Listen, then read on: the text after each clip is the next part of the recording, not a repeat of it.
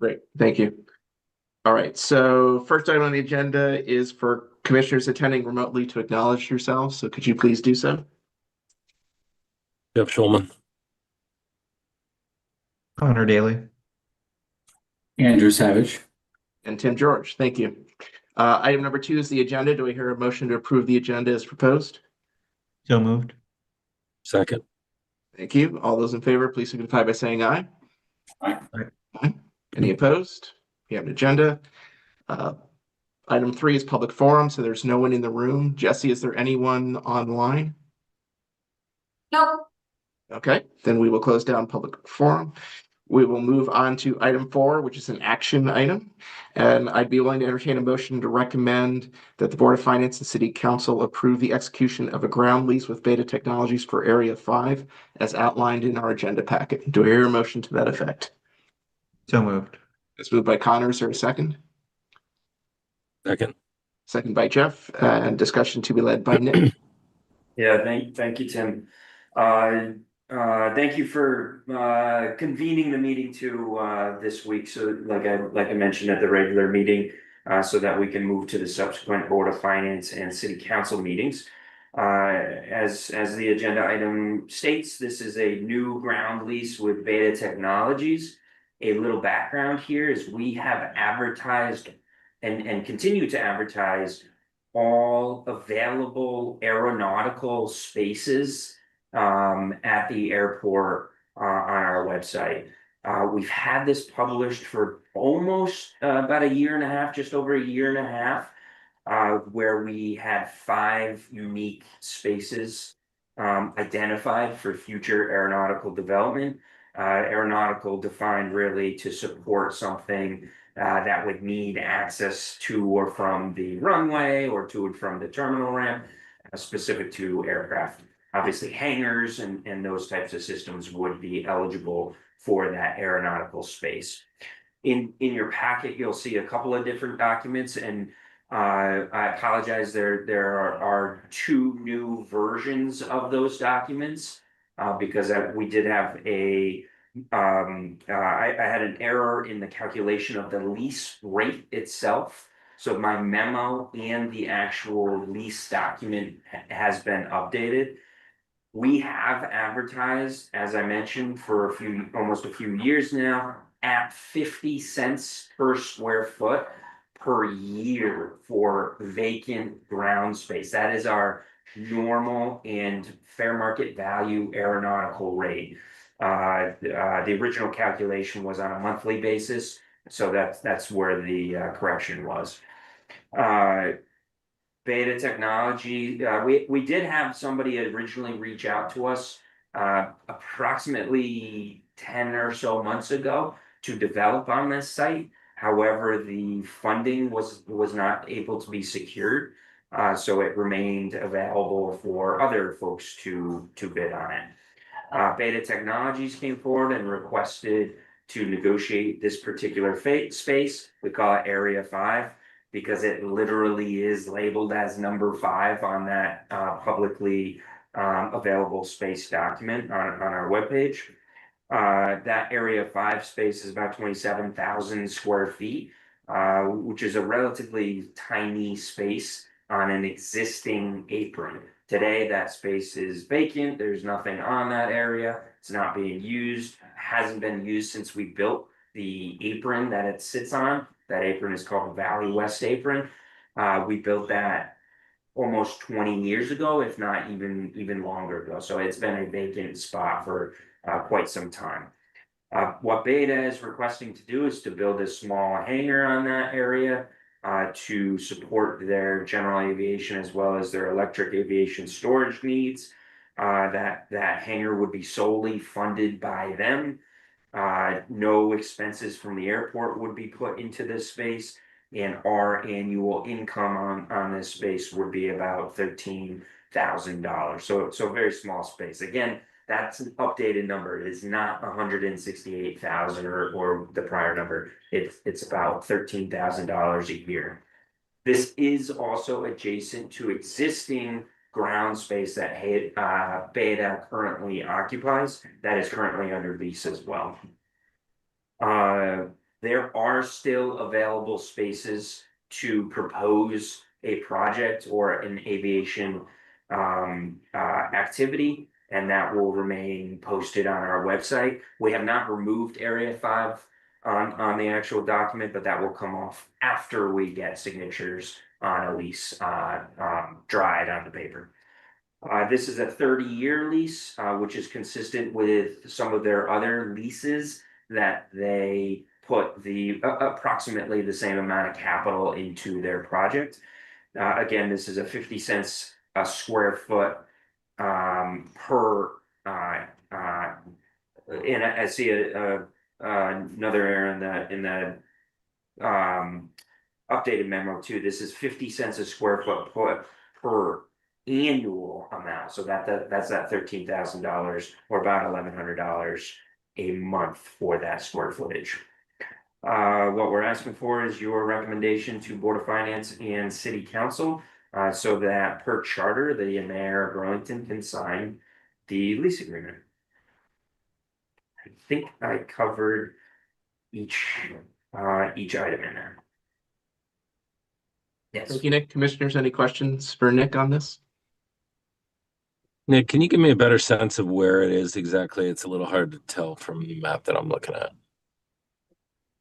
Yeah, Jesse will share maybe just a Google map image. Yeah, this was the one, I'm blanking on who was at the last commission meeting, but this was the space. I mean, I'll share the screen for sure, but this was the space that we also reviewed at the last meeting on the map. So just. Generally, we call the space the Valley West Apron. It happens to be on the west side of the airport, but it's one of our more southern aprons. You get to it from Williston Road on the south side of the airport. This also connects to the new Da Vinci Drive that eventually connects to the larger Beta manufacturing facility. Vermont Flight Academy is adjacent to it. Heritage Aviation is just next to it, Pratt and Whitney. So it's definitely on the south side.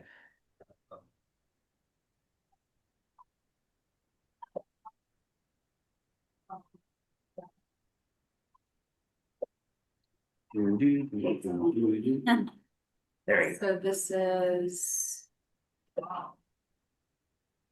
It's right here, right, Nick?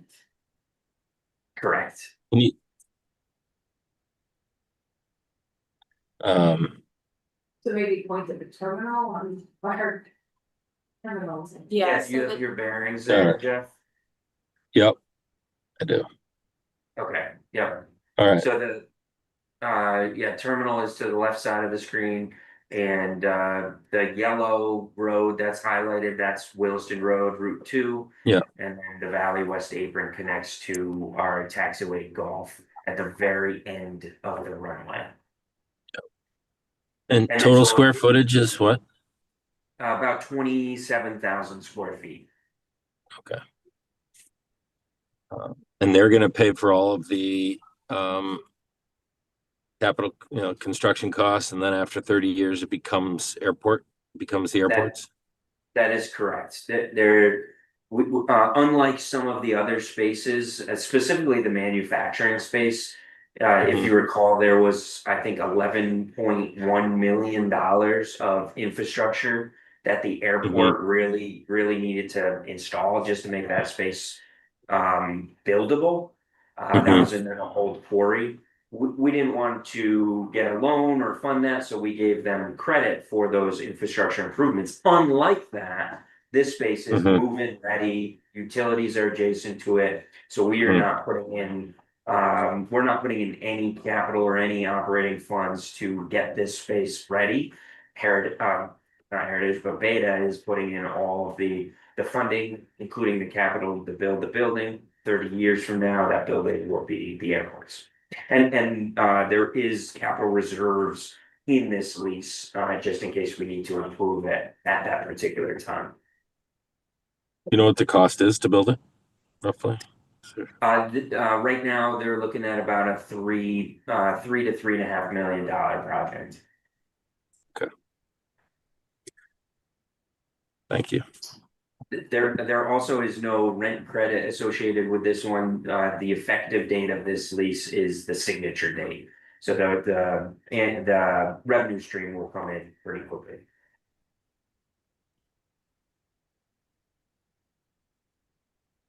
And Nick, I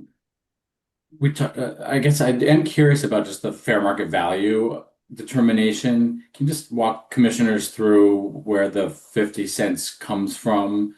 And if that, maybe a second point of that, does that scale based on size, whereas one might expect a larger portion of land or space to have maybe slightly lower price per square foot versus this, obviously it's quite a small space. Just curious to know how we land on that 50 cents.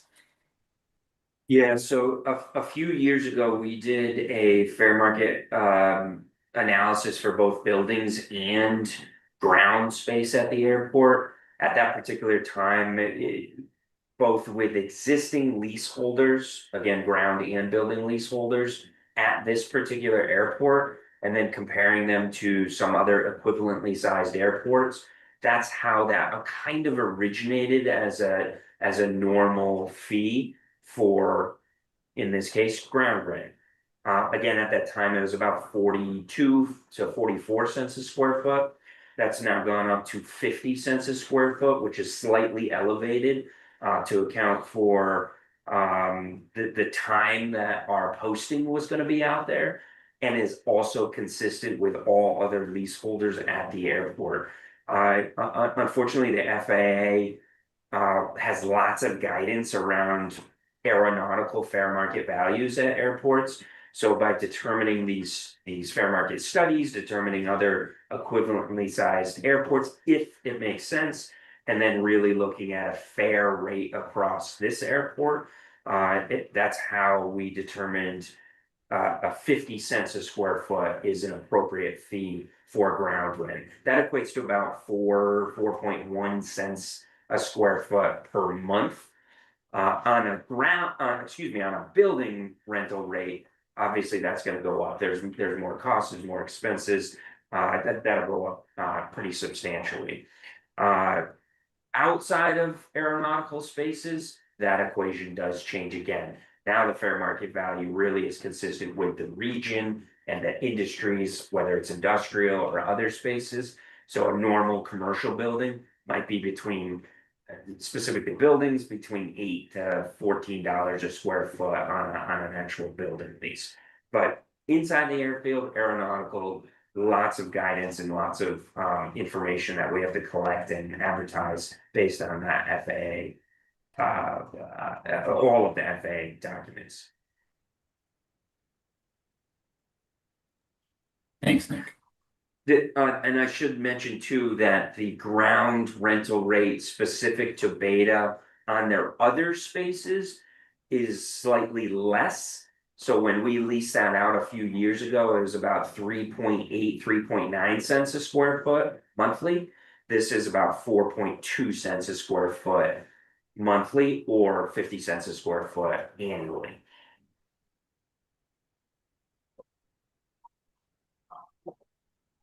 So this is a higher rate than their other, slightly higher than their other leaseholds.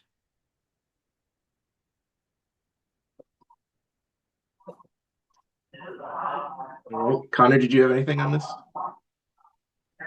My only question, I'll echo Chip's concern from our last meeting about, I'm usually the risk management guy in these meetings, any meeting I'm in, about concentration risk. However, I don't think that presents like a massive concern at this moment, considering that current space is vacant anyway, right? And I assume Marie and Nick, in your opinions, this presents no, concentration risk for us at this moment. And we're not going to address everything around that at this moment, but I was just curious if you have any concerns around that.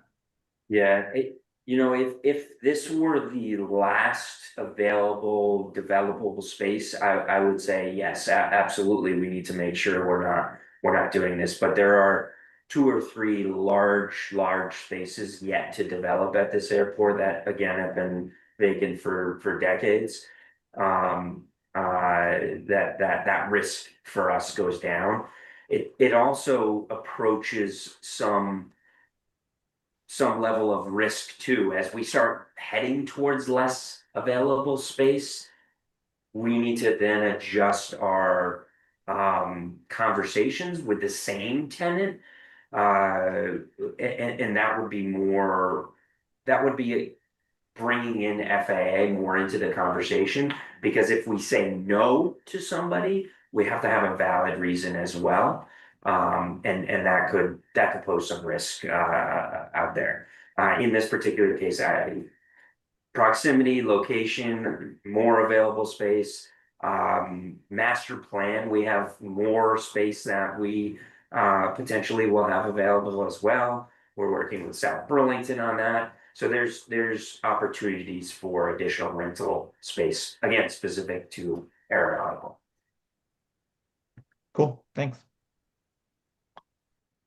All right, Nick, I had one question which may morph into a sub question or two. So can you talk a little about the current use of the apron space? And then there's a note in the memo. It's the second paragraph in the background section, which says the adjacent apron will remain available to the public as long as the area is not interfering with egress from the newly proposed hangar. So can you just address what the current usage is and what the intention is of that sentence, please? Yeah, good question. And I'll add to the funding of that apron, which plays into what the current use is. So funding for that space, which happened to be a marshland, a wetland, years and years and years ago, the airport purchased wetland off-site on Van Sicklen Road in South Burlington to fill this marshland in. All of that was done with Airport Improvement Program or Federal Aviation Administration grant funds at that particular year. So this apron, the past, the current, and the future use must remain public accessible. Public in this case, meaning the aeronautical public, right? Nobody can walk out there, but if you have an aircraft. So today that space is used and available to anybody from the public landing at this airfield. Now, Heritage Aviation obviously has a much larger apron, so a lot of the public aviation activity happens at the Heritage ramp. But if they ever needed overflow and there's parking positions on the apron that we're discussing, that space is not exclusive to any one party. It will always remain public use. The caveat to that is that sentence that you pulled out, which we can delineate space so that no tenant has an interruption in their operation. So if you imagine that square apron that we showed and hangars on the exterior of that apron, of course the hangar doors are facing that apron. So it's not like a member of the public can park one or all of their planes right in front of a hangar door and not allow ingress and egress of any one of those hangars. So allowing that capability of movement in and out of the hangars is important. We control the maintenance of the apron. We control the parking positions. There's metal rods in the ground for tie downs, and we paint that apron as well. That paint is specifically designed so that it doesn't interrupt the flow of those hangars and of this future use hangar as well. So that's what the apron is today. Adjacent to the proposed lease area is another beta hangar that faces this apron as well. That one is already constructed. We have I believe it's a 30-year lease on that space as well. And that faces the adjacent side of that particular apron. So generally beta is operating through there, but we do have a bunch of private aircraft owners, beta employees, and beta owned aircraft operating out of that space, out of that apron space. And how often would you say that, or it may be the answer is never, But how often would you say it's been the case that non-beta aircraft who have parked on the apron would have interfered with the hangars that are on the three sides of that apron? Or Yeah. two now, soon to be three sides of that apron. Yeah, that's right. That's right, because the third side is also part of a future beta expansion area. Not often. So at one point we did have tie downs painted on the exterior portions of that apron. But because of the redesign, aircraft owners don't just generally park a plane wherever they need or want, unless we're completely out of space. But we've never had an issue with the existing hangar of taking up space or interrupting anybody's flow or operation. We do have, I would say occasionally, and sometimes large groups of people using that particular apron. Again, going back to the heritage conversation, Heritage sometimes hosts these big events, and they don't necessarily use all of their apron space because they still need space for the flow of transient aircraft and other operations. So they will use that space occasionally too to manage overflow and large events. Specifically aircraft owner groups that come in 30, 40, 50 aircraft at a time. But that's never been an issue with control and access to existing hangars.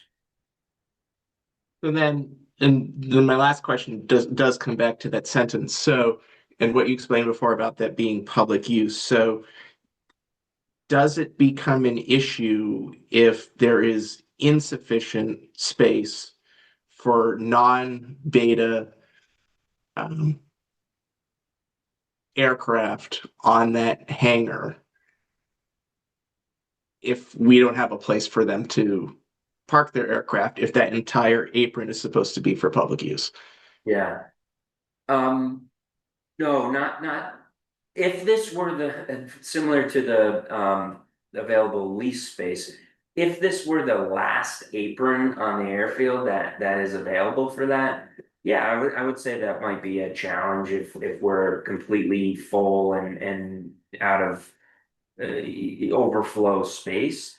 But because we built a apron that's almost 3 times the size of this particular one, and the map doesn't do it justice. This space is very, very large. You can put probably 40 to 50 aircraft on this particular apron, but we built one 3 times the size, so our overflow has never reached that capacity. I would also say pre-beta is a real true indication of the use of this apron space.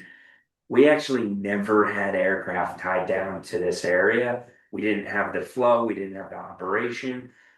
We would store our snow equipment on this apron for a long period of time because nobody was using it for general aviation.